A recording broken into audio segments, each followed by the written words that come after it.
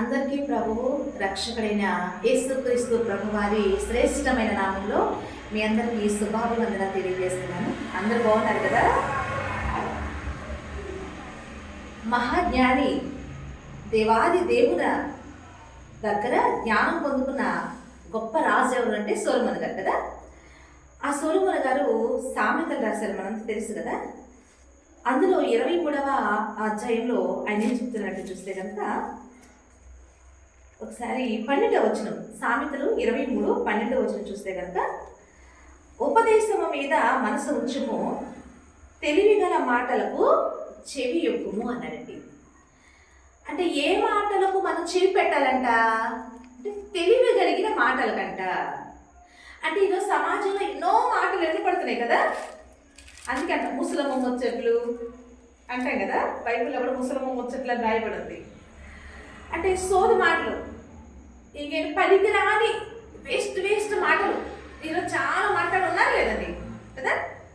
అందుకే జ్ఞానం కలిగిన మాటలు ఒక్క మాట అన్నా చాలంట మనకి. ఆ సోది మాటలు 100 వేస్ట్ అంట. మనకు అందుకే పనికొచ్చే మాట కూడా చెప్పినా మన జీవితాన్ని చాలు. అందుకే సొలొమోను గారు అంటే ఎన్నో మాటలు లోపల ఏర్పడుతూ ఉంటాయి, కానీ అన్నిటికీ నీ చెవి పెట్టద్దు, తెలివి కలిగిన మాటలకు చెవి యొగ్గు అన్నాడండి ఆయన.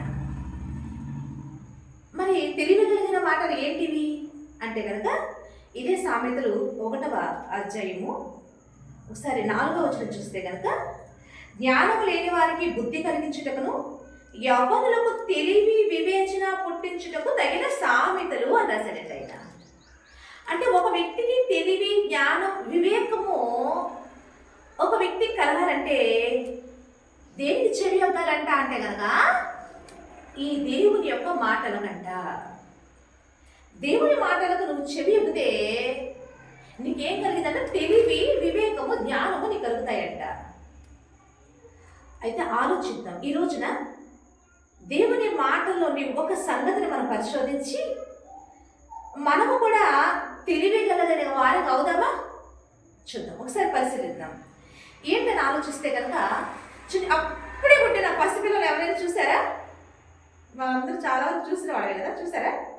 మనందరూ చూసిన వాళ్ళేగా.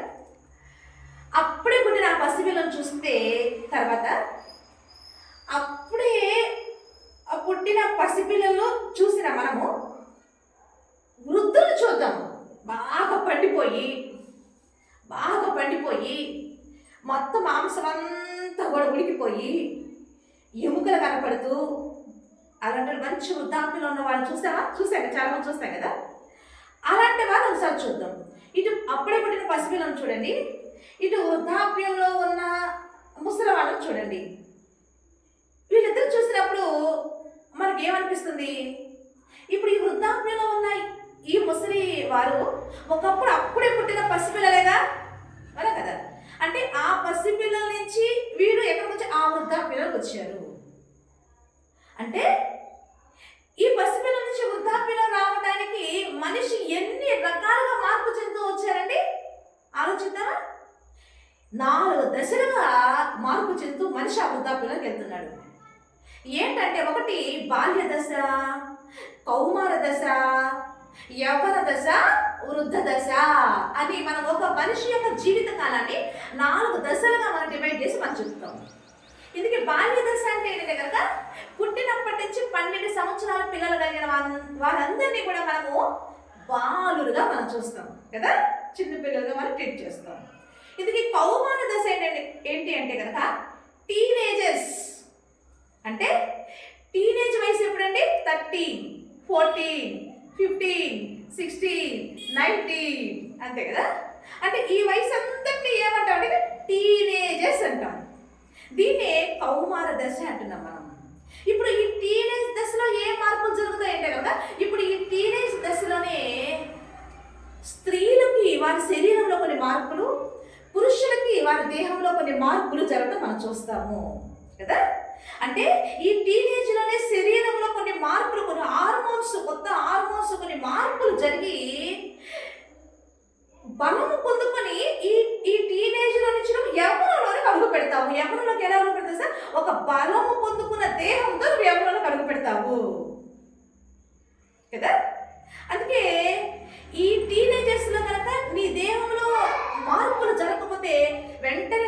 మరి మనిషి డాక్టర్ దగ్గర పరిగెత్తాం కదా, అవునా? మా అమ్మాయికి 10 ఏళ్ళు వచ్చినాయండి, ఇంకా ధర్మం రాలా, స్త్రీ ధర్మం రాలా. ఇంకా మా వాడికి 16 ఏళ్ళు వచ్చినాయండి, ఇంకా పురుషునికి సంబంధించిన మార్పులు జరుగుతాయి కదా, అవి రాకపోతే వెంటనే మనం డాక్టర్ చుట్టూ తిరుగుతామా లేదా అండి? కాబట్టి అంటే నీ టీనేజ్ ఏజ్లో ఈ యొక్క దేహంలో ఈ మార్పులు ఇవి జరుగుతాయండి. ఇదంతా కూడా దేవుని యొక్క కార్యం. ఇదంతా అంటే ఈ టీనేజ్ నుండి దేహం అంతా బలం పొందుకొని ఒక పరిపూర్ణ స్త్రీగా, ఒక పరిపూర్ణ పురుషుడిగా నువ్వు మార్పు పొంది ఒక బలవంతుడిగా నువ్వు ఎక్కడ యవ్వనంలో అడుగు పెడతావు. ఆ యవ్వనం నుంచి తర్వాత నువ్వు వృద్ధాప్యంలోకి వెళ్తావు. ఆ వృద్ధాప్యంలో నుంచి తర్వాత నువ్వు ఎక్కడికి వెళ్తావు అంటే కాటికి వెళ్ళిపోతావు. అంతే కదా జరిగేది, అంతే కదా. అయితే ఇప్పుడు ఈ దశలన్నీ చూస్తే ఏ దశ ప్రతి మనిషికి ఇంపార్టెంట్ అని ఆలోచిస్తే యవ్వన దశ అనేది చాలా ఇంపార్టెంట్ ప్రతి మనిషికి. కాబట్టి యవ్వనంలో నువ్వు తీసుకునే డెసిషనే అది నీ జీవిత కాలం మీద ఆధారపడి ఉంటుంది. అంతటితోనే కాదు, కానీ ఈ జీవిత కాలం విడిచిన తర్వాత మరణం తర్వాత వచ్చే మరో జీవితం మీద కూడా ఆధారపడి ఉంటుంది. కాబట్టి ఈ దశలన్నింటిలో ఇంపార్టెన్స్ దేనికి ఇస్తారంటే కనుక యవ్వనానికే. యవ్వన దశ చాలా విలువైనది. కాబట్టి యవ్వనంలో మనం సరైన నిర్ణయం తీసుకోకపోతే నీ జీవిత కాలం నువ్వు బాధ అనుభవించవలసిందే. అందుకే చూడండి, ఈ రోజున బయట ఒకసారి సమాజం వైపు చూద్దాం. ఇప్పుడు సమాజం వైపు చూస్తే సమాజం ఎక్కువగా ఎవరిని ఇష్టపడుతుందండి? ఎవరికి ఇంపార్టెన్స్ ఇస్తుంది చెప్పండి? మనం ఆలోచిద్దాం. ఎవరికి ఇంపార్టెన్స్ ఇస్తుంది? యవ్వనస్తులకే కదా, అవునే కదా. ఇప్పుడు వృద్ధులకి ఇంపార్టెన్స్ ఇస్తుందా? బాలులకు, చిన్నపిల్లలకి బాలులకి ఇంపార్టెన్స్ ఇస్తుందా? ఈ టీనేజర్స్కి ఇంపార్టెన్స్ ఇస్తుందా? వీడు ఎవరైనా మేము పని చేస్తామంటే అరే నీకు తెలియదు పక్కకు పోరా అంటావా లేదా? వృద్ధుల చేరుకో అరే నువ్వేం చేస్తే ఈ వయసులో ఈ ఎముకలన్నీ ఎండిపోయిన ఏ ఎముక ఇరిగిపోయింది వాడు కూర్చోంట. అంటే సమాజం మొత్తం కూడా అట్రాక్ట్ చేస్తున్న దశ ఏది? యవ్వన దశ. కానీ ప్రతి ఒక్కరు కూడా ఎవరిని ఇష్టపడతారు? ఎక్కువగా యవ్వనస్తులు ఇష్టపడతారు. ప్రతి ఒక్కరు పని కూడా ఎవరికి ఇవ్వడానికి ఇష్టపడతారంటే కనుక యవ్వనస్తులకి ఇవ్వడానికి ఇష్టపడతారు.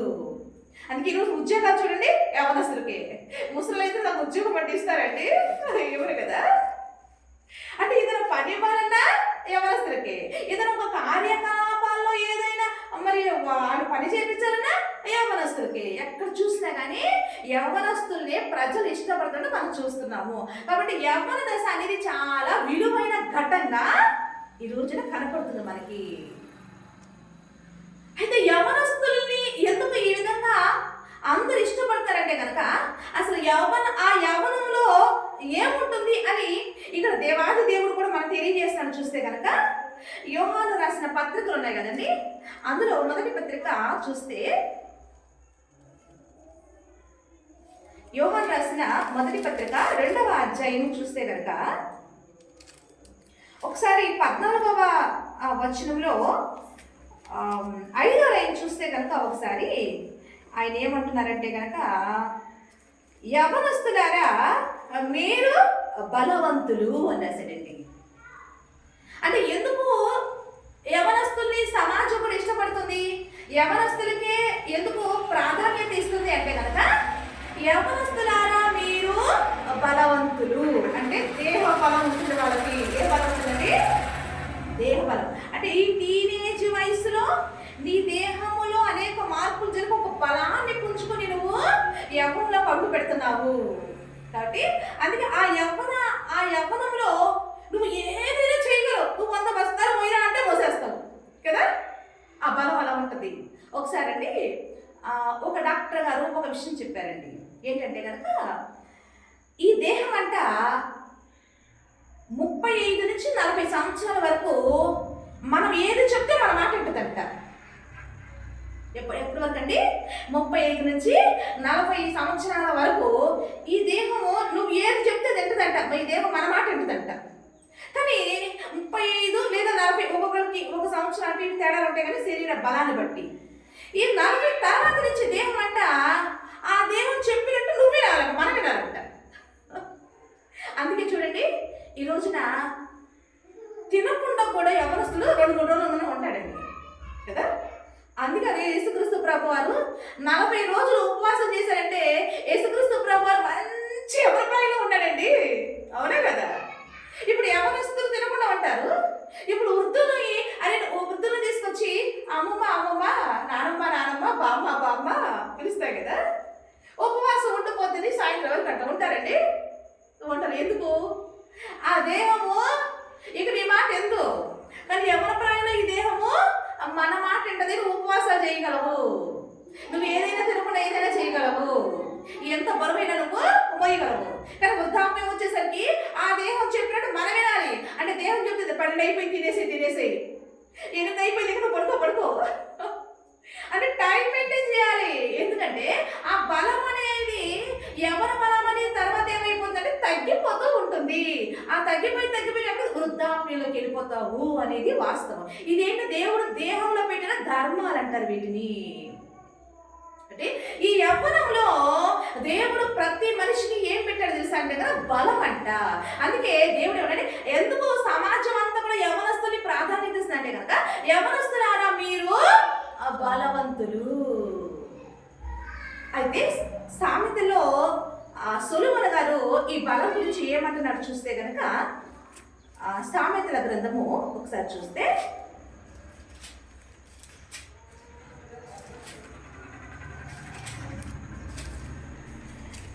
20వ అధ్యాయం సామెతలు 20 ఒకసారి 29వ వచనం చూస్తే కనుక, యవనస్తుల బలము వారికి అలంకారము అంటున్నాడండి. ఇప్పుడు యవనస్తులారా మీరు బలవంతులు అంటే దేహంలో నీకు బలం అనేది దేవుడు ఇచ్చింది అనేది మనకు అర్థమైంది. అయితే ఈ బలాన్ని దేవుడు నీకు ఎలా ఇచ్చాడంటే అలంకారంగా అంట. అలంకారం అంటే బలముతో నీ దేహాన్ని దేవుడు నీకు అలంకరించాడంట. ఒకసారి ఆలోచిద్దాము. చూడండి, ఈ రోజున చాలా మంది అలంకరించుకుంటారు, రకరకాల క్రీములు రాసుకుంటారు కదా. ఇవి రాసుకొని అవి రాసుకొని నువ్వు ఎన్ని రాసుకున్నా దేవుడు నీకు ఇచ్చిన బలం ఉంది చూసారా, అదే నీకు అలంకారం అండి. ఇప్పుడు ఇదే క్రీములు ఎవరి ప్రాయంలో ఉండి నువ్వు రాసుకుంటే ఓకే, ఇదే క్రీములు తీసుకొచ్చి ఆ వృద్ధులకు రాయండి, అందంగా ఉంటారండి? అందంగా ఉంటారా? ఎందుకు? అక్కడ బలం లేదు. ఆ దేహంలో ఆ ముడతలు వచ్చేసి శరీరంలో మార్పులు. కాబట్టి ఎన్ని క్రీములు రాసినా వృద్ధాప్యంలో నీకు అందం ఉండదు. కాబట్టి ఈ రోజున నీకు యవ్వనస్తులకి దేవుడు నీకు ఇచ్చిన ఆ బలం ఏంటంటే నీకు ఒక అందం, నేను బలంతో దేవుడు నిన్ను అలంకరించాడంట. కాబట్టి అందుకే ఈ రోజున నువ్వు మేకప్లు కొట్టుకోకపోయినా నువ్వు అందంగానే ఉంటావండి. ఎందుకు?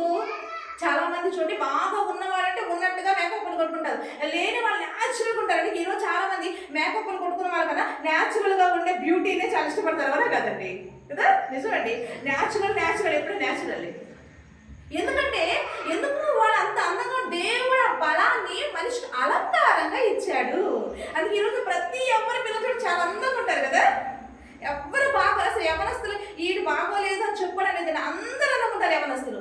ఎందుకంటే ఆ బలము దేవుడు పెట్టిన అలంకారం వారికి అనేది మనకు అర్థమవుతుంది.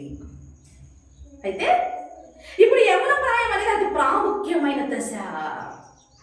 ఈ యవన ప్రాయంలో నువ్వు తీసుకునే నిర్ణయమే నీ తర్వాత జీవిత కాలానికి, ఈ జీవిత కాలం ముగిసిన తర్వాత మరణం తర్వాత వచ్చే జీవిత కాలానికి అది ప్రాధాన్యతనిస్తుంది అనేది ఇంపార్టెంట్. అందుకే దేవుడు ఏమనంటే ఈ యవ్వన ప్రాయంలో అంట నువ్వు తీసుకునే నిర్ణయము నిన్ను ఎక్కడ నడిపిస్తుంది అని ప్రసంగి గారు చెప్తున్నారంటే కనుక, ప్రసంగి గ్రంథము ఒకసారి చూస్తే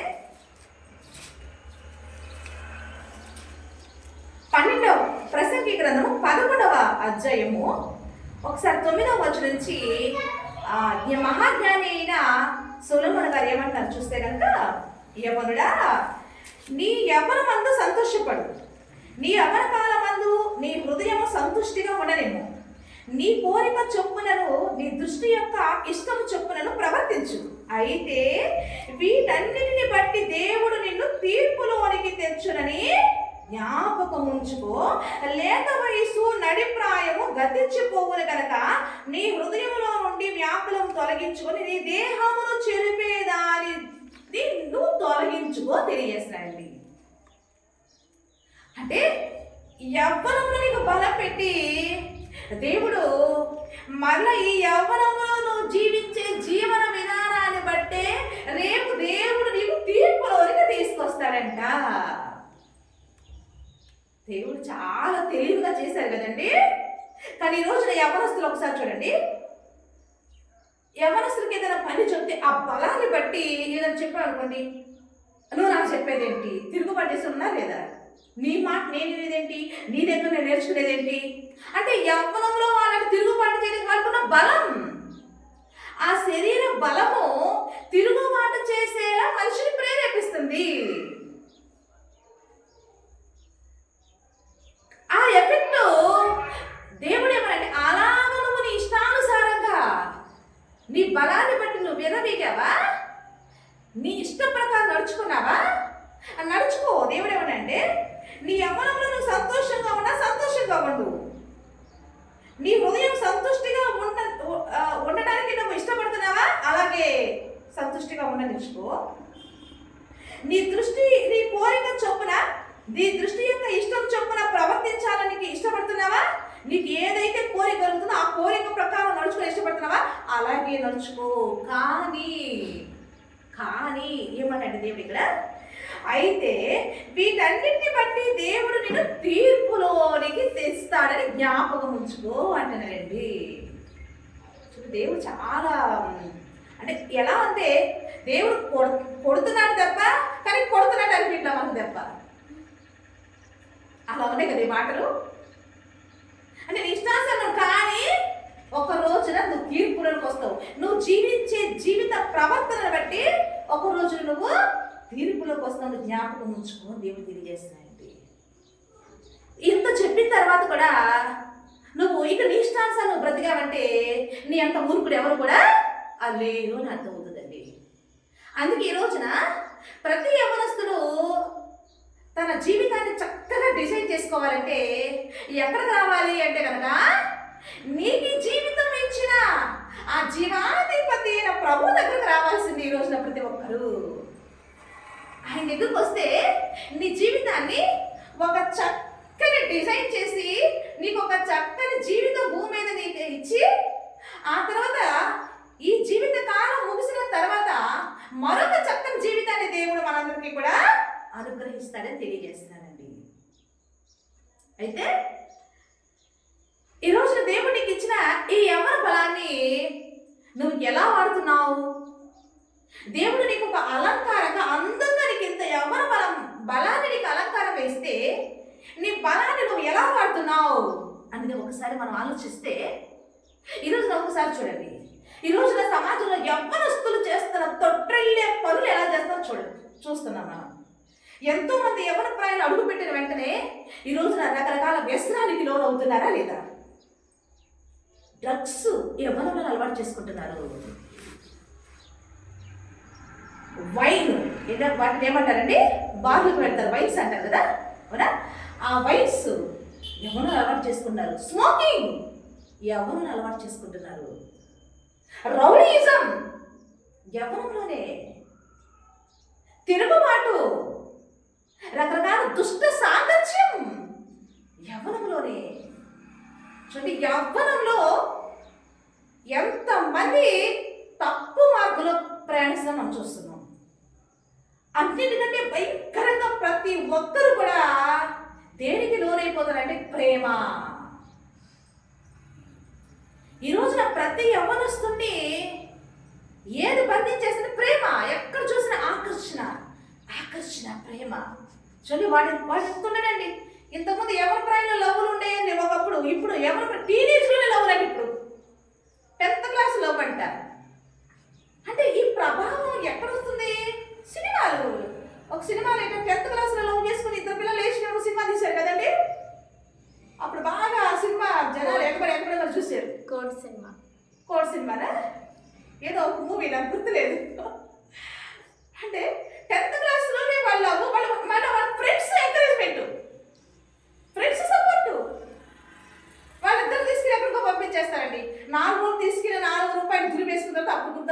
అమ్మ అని. అరే నువ్వు నాకు ఏం పెట్టట్లేదు అని చెప్పి ఈ అమ్మాయి తిడతా ఉంటుంది.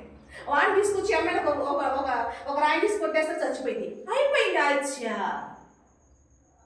అంటే జీవితంలో ఎంత చిందరవందర చేసుకుంటున్నారో మనం చూస్తున్నాం. ఈరోజు ఎవరి ప్రాయంలో నాకు అమ్మాయి కావాలి, నాకు అబ్బాయి కావాలని చేసేసుకుంటాం. ఈరోజు ఏదో చూడలేదంటే ఇట్లా అలా పిల్లలు చేసుకుని తర్వాత వాళ్ళకి ఒక మెచ్యూరిటీ వచ్చిన తర్వాత నువ్వెంత అంటే నువ్వెంత అనుకుని ఈ రోజున మూడాల ముచ్చటైపోయి డైవర్స్ తీసుకొని ఎవరి జీవితాలు వాళ్ళు బ్రతుకుతున్నారు. ఎంతమందిని చూస్తున్నామండి. అంటే సక్సెస్ ఎంత అవుతుంది, ఎన్ని ఫెయిల్ అవుతున్నాయి? 99% ఫెయిల్ జరుగుతాయండి, ఎక్కడో 1% అది అదృష్టం అంటారండి. అంటే మన జీవితము ఎంత దారుణంగా మరి చేసుకుంటున్నాం అనేది మనము దేవుని దగ్గరకు వచ్చి మనం ఆలోచిస్తున్నామండి. అందుకే ఇవి తెలియగలిగిన మాటలుగా మనం అంట చెవి యొక్కని దేవుడు తెలియజేస్తున్నాడండి. అక్కడ ఆలోచన అంటే నీ ఎవరి బలాన్ని నువ్వు ఎలా పాడు చేసుకుంటున్నావు. అదేవిధంగా ఈ రోజున ఎవరి బలంలో నీకు ఇచ్చిన ఎవరి బలాన్ని బట్టి నువ్వు ఈ రోజున బయట సినిమాలు భయంకరంగా సినిమాల ప్రభావం అంటే బయట సమాజంలో ఎక్కడ చూసినా ఒక సీరియల్స్ ప్రభావం. అంటే యవనస్తులేమో సినిమాలు చెడగొడుతున్నాయి, ఇంట్లో ఉన్న పెళ్ళిళ్ళైన ఈ కాపురాలు చేసుకుంటా వెళ్ళాము సీరియల్స్ చెడగొడుతున్నాయి. అంతే కదండి. అత్త కోడలు గొడవలు, అక్రమ సంబంధాలు, వివాహేతర సంబంధాలు. అంటే ఇంట్లో చెడిపోతున్నారు, బయట చెడిపోతున్నారు. అంటే సమాజం మొత్తం కూడా ఎలా తయారైందంటే కనుక ప్రజలని సరైన మార్గం నడిపించడం కాదు, కానీ వక్ర మార్గంలో తప్పుడు మార్గంలో నడిపించే ప్రోగ్రామ్సే ఈ రోజున మనకి చూస్తున్నాం. ఆ చుట్టూ ఉన్న సమాజమే ఈ యవ్వనస్తుల్ని టీనేజర్స్ని కూడా ప్రేరేపించేసి వీళ్ళు కూడా అదే నిజం, అదే సంతోషం, అదే ఆనందం అనుకొని వాళ్ళ జీవితాల్లో కూడా సర్వనాశనం చేసుకోవటం మనం చూస్తున్నామండి.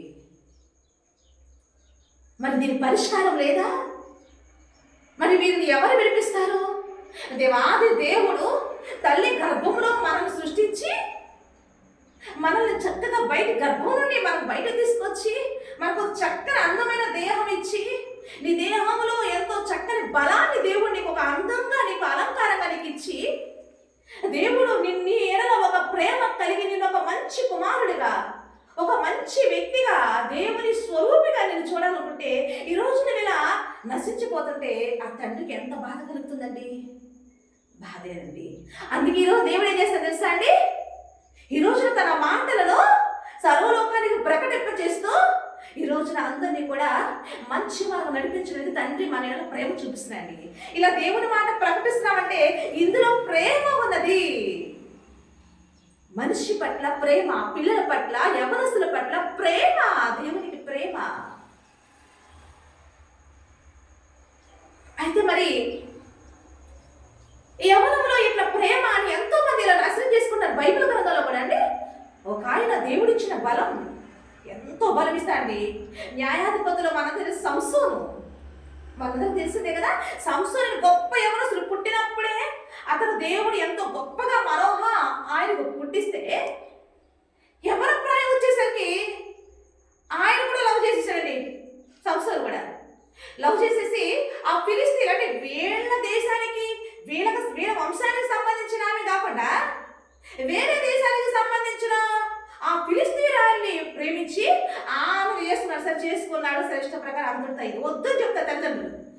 లేదు చేసేసుకున్నాడు పెళ్ళి. ఈరోజు ఎట్లా ఎంతమంది చేసుకున్నారు పెళ్ళిళ్ళు? సరే చేసుకున్నావు, పోనీ అక్కడైనా సంతోషంగా ఉన్నావు అంటే అక్కడ కూడా సంతోషం. ఆ పెళ్లిలో ఏం చేశారంటే 30 మంది స్నేహితులంట ఈ పెళ్లిలో ఆ ఫ్రెండ్స్ని పిలిపించుకున్నాడు. ఈరోజు మనకు కూడా పిల్లల ఫ్రెండ్స్ వస్తారు చూసారా, వస్తారు. అప్పుడు కూడా 30 మంది స్నేహితులు పిలుచుకొని ఆ పెళ్లిలో ఈ ఫ్రెండ్స్తో ఎంజాయ్మెంట్ చేస్తున్నారు. అక్కడ ఏం ఎంజాయ్మెంట్ అంటే కనుక రకరకాల మాటలతో ఎంజాయ్మెంట్ చేసుకుంటూ వాళ్ళకు కొన్ని పొడుపు కథలు ఇప్పుకున్నారంట. అంటే ఇప్పుడు మన భాషలో చెప్పాలంటే కనుక ఇప్పుడు కొంతమంది పేకాటలాడతారు చూసారా, అవును దాన్ని ఏమంటారు, బెట్టి కట్టమంటారు కదా. పేకాటలాడి డబ్బులకి పేకాట ఆడతారు కదా, బెట్టింగ్స్ అంటారు కదా. అలాగే నువ్వు బెట్టింగ్ యాప్స్ కూడా వచ్చేసినాయి. ఒకప్పుడు క్లబ్లోకి వెళ్ళే బెట్టింగ్ ఆడే ఇలాంటి గేమ్స్ ఆడేవాళ్ళు. ఇప్పుడు ఫోన్లోనే బెట్టింగ్ యాప్స్ కూడా వచ్చేసాయండి బాబు. ఈ మధ్య కేసు అయింది, పోలీసులు కూడా బెట్టింగ్ యాప్స్ అంతా పట్టుకున్నా లేదు కొంతమందిని.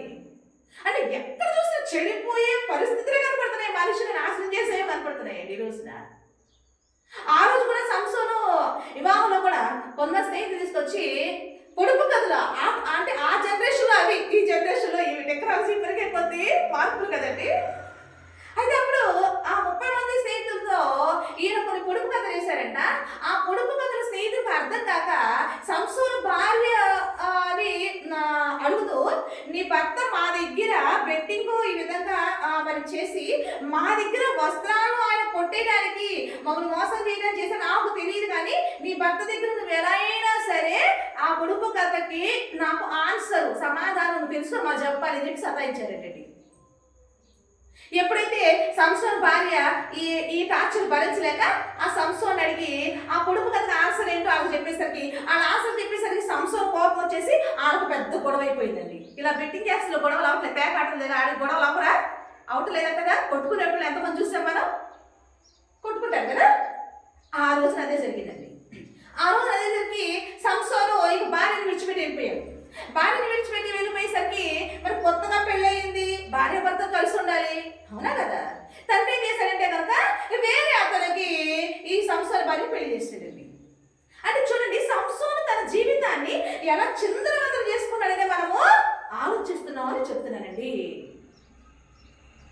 మరి అంతటితో ఆగిపోయిందా అంటే మరలా కొన్నాటికి మరి ఎంత సమయానికి తిరిగి వచ్చాడో తెలియదు, కానీ ఈలోపు వచ్చేసరికి ఆ అమ్మాయి వేరే పురుషుని పెళ్లి చేసుకునేసరికి సంసోను కోపం వచ్చేసిందండి. కోపం వచ్చేసి అక్కడ ఫిలిష్తీయులతో యుద్ధం చేసేసి ఆ యుద్ధం అయిపోయిన తర్వాత ఇతను మరి యవన ప్రాయంలో ఉన్నాడు కదా, మళ్ళీ వెళ్ళి వేసిన పట్టాడండి. కొంతమంది వేశ్య దగ్గరికి వెళ్ళినట్టు తర్వాత దెలీలా అనే ఒక వేశ్యతో ఆయన పోయినట్టు మనం చూస్తున్నాం. ఆ దెలీలా అనే ఆ స్త్రీ యవన స్త్రీ చాలా సతాయించి ఆ యొక్క మరి ఈ సంసోనుకి ఆ శత్రువులైన ఫిలిష్తీయుల దగ్గర ఆవిడ కొంత సొమ్ము తీసుకొని ఈ సంసోను బలం ఎందులో ఉంది, సంసోను ఎలా నాశనం చేయాలని సంసోను దగ్గర విషయాలు తీసుకొని సంసోను మొత్తానికి శత్రువుల చేతికి అప్పచెప్పేసిన దెలీలా అనే స్త్రీ అండి, వేశ్య. ఎప్పుడైతే ఆ యొక్క ఫిలిష్తీయులు శత్రువులు వచ్చి సంసోన్ని పట్టుకుని వెళ్ళిపోయి ఏం చేసేసండి, కళ్ళు పీకేసాడండి. సంసోనివి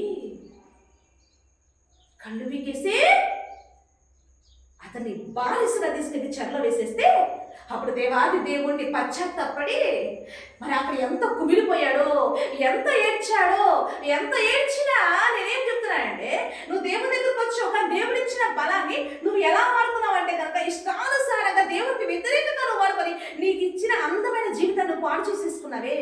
పాడు చేసుకున్నప్పుడు ఒక సామెత అంటారు ఏంటంటే, చేతులు కాలేక ఆకులు పట్టుకున్నారంటారు కదా. ఇప్పుడు సంసోను జీవితం అలా అయిపోయిందండి. మొత్తం జీవితం అంతా పాడు చేసుకొని కళ్ళు కూడా శత్రువు చేతికి అప్పచెప్పబడి చివరికి ఆ శత్రువులు తన కళ్ళు పీకేసి చెరలో బంధించేసి సంఖ్యలతో అతను చెరలో బంధించేసి అతని జీవితం చూస్తే ఎంత పశ్చాత్తాపడ్డాడు తెలుసా అండి. సంసోను ఎంత ఏడ్చుకున్నాడు తెలుసా అండి.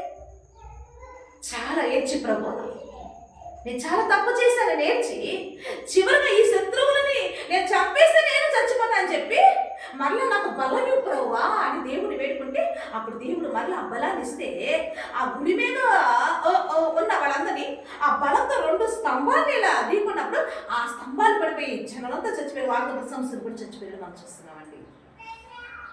అంటే ఇంకా ఎంతో లైఫ్ ఉండవలసిన సంసోను లైఫ్ మధ్యలో అర్ధాంతరంగా ఆగిపోయింది.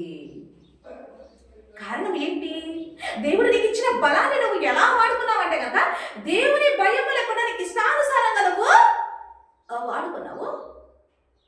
చివరికి నీ జీవితంలో సంతోషం లేకుండా పోయింది. సగంలోనే మరణించవలసిన పరిస్థితి మనం చూస్తున్నాము.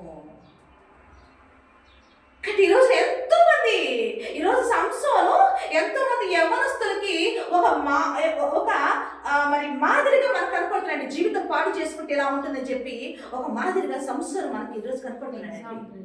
ఎగ్జాంపుల్గా మనకు కనపడుతున్నాడు సంసోను ఈ రోజున. ఆలోచిద్దాం.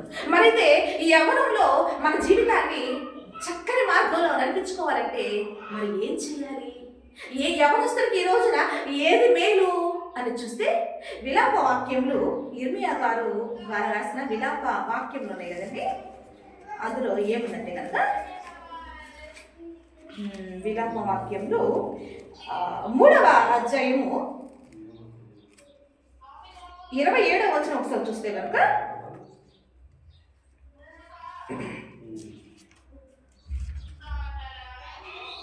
యవ్వన కాలమున కాడి మోయుట నరునికి మేలు, అతని మీద దానిని మోపినవాడు యెహోవాయే అన్నాడు. అంటే యవ్వన కాలమున కాడి మోయుట నరునికి ఎంతో మేలు అన్నాడు దేవుడు.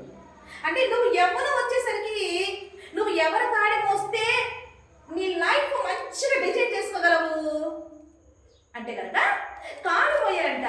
ఏ కాడి మోస్తే నీకు మంచిది అని చూస్తే కనుక యేసుక్రీస్తు ప్రభువారు ఆయన సర్వలోకాన్ని పిలుస్తూ ఏమంటున్నారంటే కనుక మత్తయి గారు రాసిన సువార్త 11వ అధ్యాయము ఏ కాడి మోస్తే ఆ యవ్వనస్తుడికి మేలు అంటే కనుక మత్తయి గారు రాసిన సువార్త 11వ అధ్యాయము ఒకసారి 29వ వచనం చూస్తే కనుక, నేను సాత్వికులను దీన మనస్సు గలవాడను కనుక మీ మీద నా కాడి ఎత్తుకొని నా యొద్ద నేర్చుకొనుడి, అప్పుడు మీ ప్రాణములకు విశ్రాంతి దొరుకును. ఏలయనగా నా కాడి సులువుగాను నా భారము తేలికగాను ఉన్నది అన్నాడండి. అంటే ఎవరి ప్రాణం అడుగుపెట్టిన వెంటనే నువ్వు ఒక కాడి మోయాలంట. అది ఏ కాడి తెలుసా? యేసుక్రీస్తు ప్రభువు ఈ రోజున ఎవరొస్తులందరినీ సమాజంలో ప్రతి ఒక్కరు పిలుస్తాడు. ఏమంటే నా కాడి మీరు మోయండి, నా యొద్ద మీరు నేర్చుకోండి. ఏం నేర్చుకోవాలంట? యేసుక్రీస్తు ప్రభువు దగ్గరికి ఏమి నేర్పిస్తారు తెలుసా అండి? మంచి జీవితం ఎలా పొందుకోవాలని ఆయన నేర్పిస్తాడండి. నువ్వు మంచి ప్రవర్తన కలిగి ఎలా జీవించాలో నీకు తెలియగలిగిన మాటలు దేవుడు నీకు నేర్పిస్తాడంట. అయితే ఆయన కాడికి ఏమి బరువుగా ఉండదు. ఆయన కాడి అంటే ఎలా ఉంటుందంట? నెమ్మదిగా తేలిగ్గా ఉంటుందంట. నీ ప్రాణానికి విశ్రాంతి దొరికిందంట ఆయన కాడి మోస్తే. నెమ్మది. ఈరోజు సంసార జీవితంలో నెమ్మది కలిగిన జీవితం పొందుకున్నాడు సంసారు లేదండి. ఈ రోజున బయట ఇలాంటి ఎంతో మంది యవనస్తులు తమ ఇష్టానుసారంగా బ్రతికి ఈ రోజున నెమ్మదిగా బ్రతకగలుగుతున్నారు. చూస్తున్నామండి. అనుకోవచ్చు బయట వాళ్ళకేంటండి లైఫ్ మంచిగా సాఫ్ట్వేర్లు అయ్యారు, హార్డ్వేర్లు అయ్యారు, కలెక్టర్లు అయ్యారు, పెద్ద పెద్ద ఉద్యోగాలు పొందుకొని చూస్తున్నాం. కానీ ఒక్కసారి మీరు వాళ్ళ లైఫ్లోకి వెళ్ళి చూడండి. ప్రాణానికి విశ్రాంతి ఉందా వాళ్ళని మీరు అడగండి. ఈరోజు చదువుకుని నువ్వు మంచి ఉద్యోగాలు చేస్తున్నావు, కానీ నువ్వు ఎక్కడ ఉన్నావు తెలుసా? క్లబ్బుల్లో డ్యాన్స్లు వేస్తున్నావు ఈ రోజున. ఈరోజు నువ్వు సాఫ్ట్వేర్ అయ్యి నువ్వు బాగా పెద్ద పోస్టులు ఉన్నా అనుకున్నావు, కానీ వెనక అతని యొక్క చీకటి జీవితం చూడండి ఎలా ఉందో. ఈ రోజున సమాజం అంతా కూడా ఇలా మనం కనపడ్డ మనం చూస్తున్నామండి. కాబట్టి ఇప్పుడు మన ప్రాణానికి విశ్రాంతి దొరకాలంటే, మన జీవితము సమాధానంగా ఉండాలంటే ఎవరు కాడి మోస్తే ప్రతి యవనస్తుడికి ఇప్పుడు జీవితము, తర్వాత రాబోయే జీవితము నీకు విశ్రాంతి నీకు దొరుకుతుంది, సమాధానం సంతోషంగా ఉంటామంటే కనుక క్రీస్తు కాడిని మోయాలంట. కాబట్టి ఆయన కాడి ఎలా ఉంటుంది? సులువుగాను చాలా తేలిగ్గా ఉంటుందంట. అయితే ఈ క్రీస్తు కాడిని మోయాలంటే నువ్వు చేయాల్సింది ఏంటో తెలుసా? ఏం చేయాలి అని అంటే తెలుసా? 127వ కీర్తన 4వ వచనం చూస్తే, యవ్వన కాలమందు పుట్టిన కుమారులు బలవంతుని చేతిలో బాణముల వంటి వారు అన్నాడండి. అంటే యవ్వన కాలంలో నువ్వు పుట్టాలంట. అంటే యవ్వన కాలం పుట్టడం అంటే ఏంటి అంటే, యవ్వన కాలం ఒకడు కొత్తగా జన్మించితేనే కానీ దేవుని రాజ్యంలో ప్రవేశించలేడు అని నికోదేవుతో దేవుడు యేసుక్రీస్తు ప్రభువారు అంటున్నాడండి. అంటే నీ యవ్వన కాలంలో రాగానే నువ్వు ఏం చేయాలి తెలుసా? నువ్వు క్రీస్తులో నువ్వు జన్మించాల్సిందే, క్రీస్తు కాడిని నువ్వు మోయాల్సిందే. అప్పుడే నీకు ఒక మంచి జీవితం అనేది దేవుడు ఇస్తాడండి.